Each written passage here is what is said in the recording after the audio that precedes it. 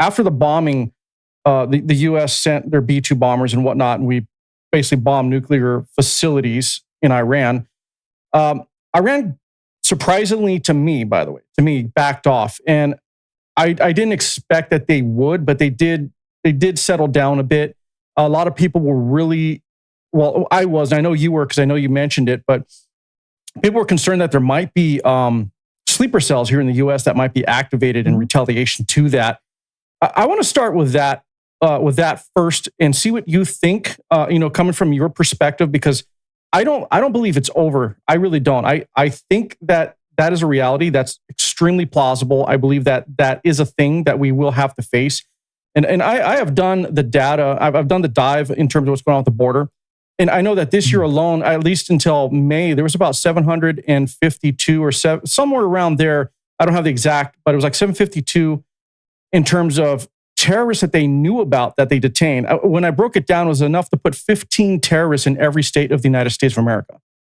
So, and that's not counting the ones they don't know about.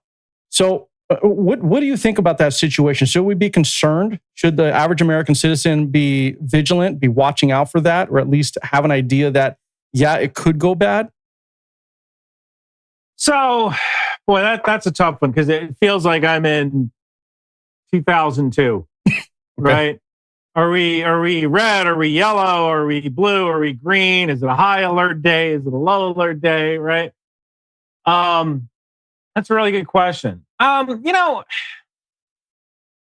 don't think the average American should be concerned in the sense that there's really not a lot you can do to prevent it. But in general, the security services of the U.S. need to be concerned about it. Mainly because, and I don't want to get into politics, but for about 4 years, our borders were essentially wide open. We don't necessarily know who's here. And instead of, arresting people at Home Depot, maybe we should be kind of looking for bad guys. I think kind of the problem here is that arresting people at Home Depot is good for the president's base, and arresting bad guys is hard and takes time, right? Right. You don't have that immediate payoff. So it's kind of easy to see what someone might choose to do, even though finding the bad guys could eventually stop some sort of terrorist incident.